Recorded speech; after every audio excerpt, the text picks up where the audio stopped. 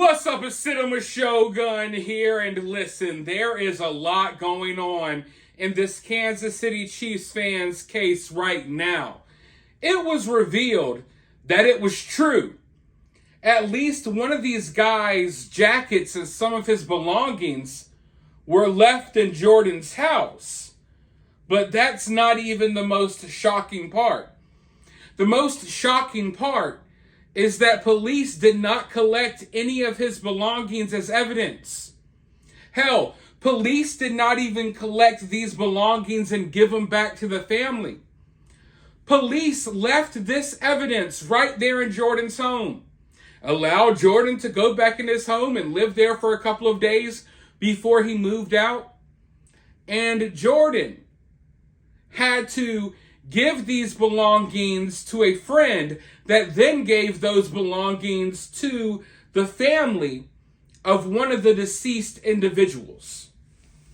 Now, you tell me, when have you ever in your life heard of an investigation being conducted in this manner, where you leave evidence with basically, and I know that Jordan has not been named as a suspect, but you leave crucial key evidence with the only suspect in this case.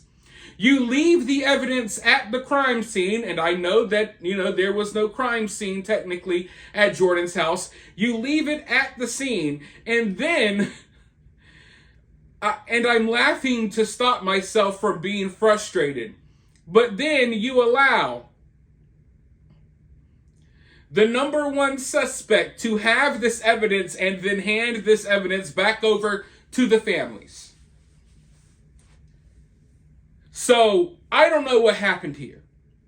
I don't know if Jordan killed these guys. I don't know if these guys OD'd. We could go over the possibilities. There's one thing we know for certain now, and that is that law enforcement did not do their job. I don't think there was really much of an investigation at all. There was never a crime scene established at Jordan's home. Jordan has picked up and moved. There's no telling what's been tampered with at that house at this point. And evidence, like people's actual clothing, their belongings, stuff that you would think that police should have combed through and collected, it was just left behind. As if police didn't even care. It's basically as if police found these bodies and went about their day. And they're not only are they not talking to the family, they're being rude to the families when the families call. They're telling them it's an open investigation. But where's the investigation? It's not like there's yellow tape around Jordan's house and investigators are in the backyard every day looking for clues. There's really no investigation. The investigation is, we're just going to wait on the toxicology report. We're going to wait on the autopsy report.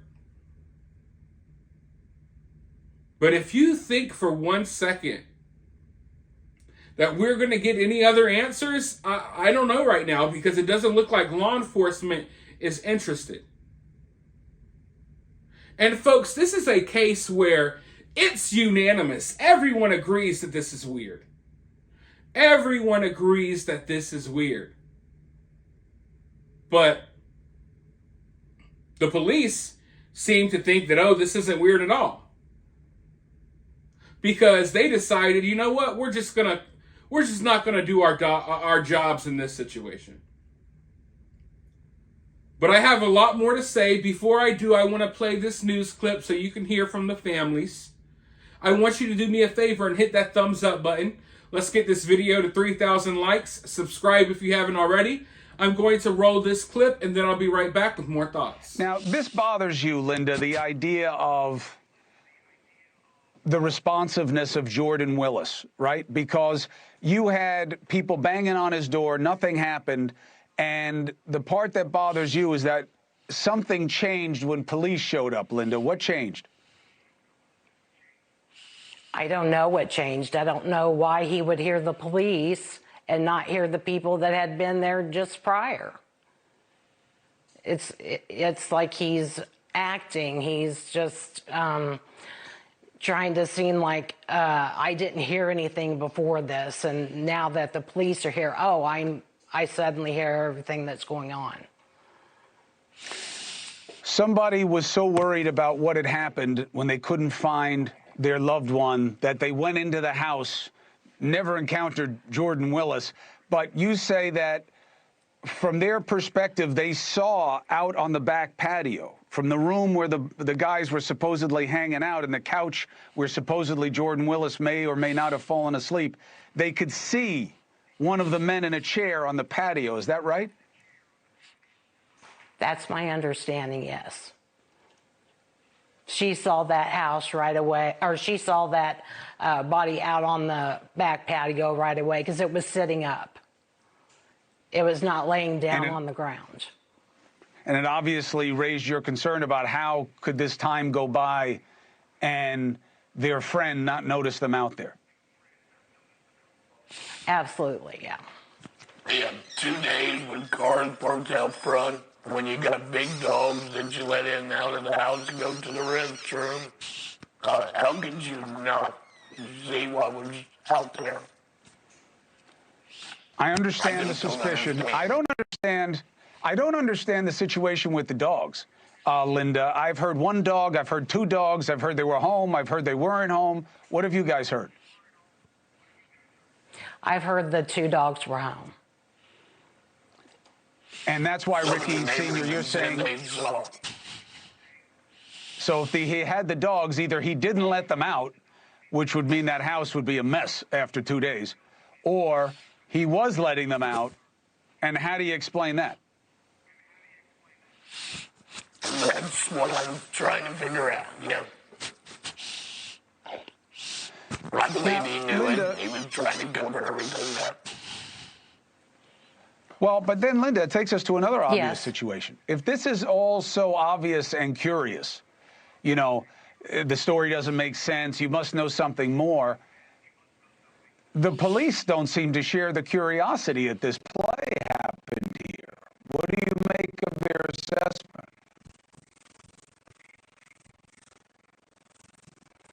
Play, and to some degree.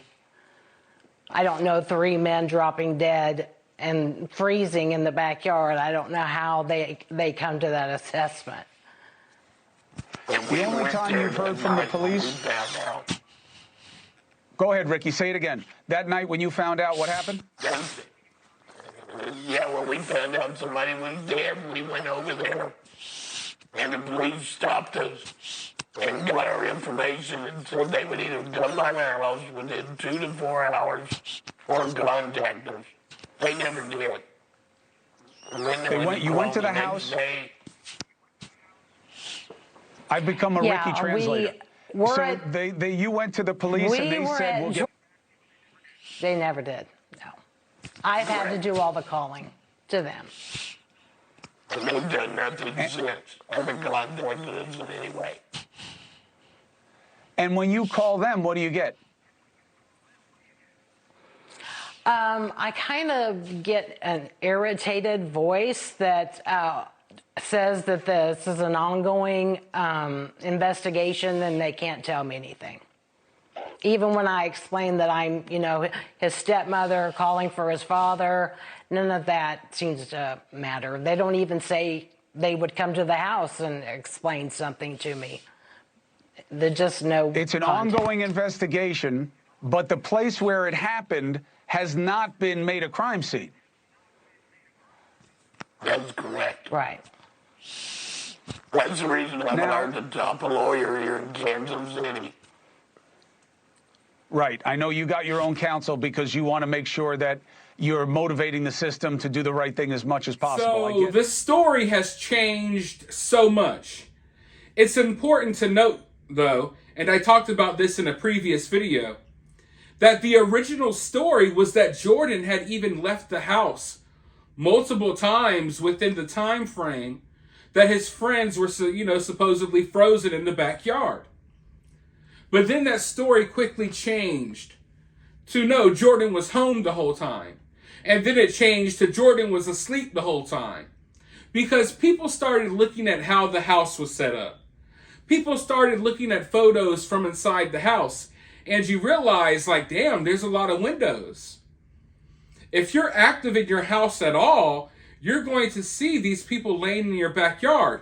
And now it's been revealed by the woman who basically broke into Jordan's house that from the room where they're all hanging out, you could see one of the guy's bodies sitting on the lawn chair, frozen to the lawn chair.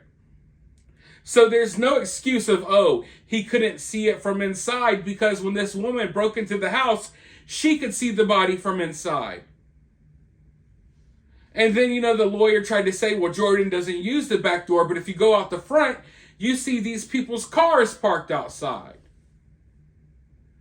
So Jordan's original story, it's almost as if it had to change once he realized, oh, people can see the layout of my house. And as more details came in, he realized that he couldn't simply say, oh, I was leaving my house, living my life like, regular, not knowing that these people were dead in my backyard. He realized that he couldn't get away with that story. And I'm not here to tell you that Jordan murdered these guys, but, his story constantly changing. A lot of the details here, it makes it look like he had some knowledge about what happened. And there's no way in hell, with what we know now, that if he walked around his house at all, there's no way in hell that he wouldn't know. Because even the woman who broke in his house could see plainly, clear as day, oh, there goes, this man frozen to the lawn chair. You could see it right through the window, right in the room where they were hanging out watching football. But I got a lot more details that I need to go over in this case. I'll do that in future videos. So make sure you got the notification bell rung so you can be notified of my future videos. For now, let me know your thoughts down in the comments below. While you're down there, make sure you hit the thumbs up button. If you would like to donate to the channel, you can do so via Cash App. I'll have my Cash App in the pinned comment. You could also donate via Super Thanks.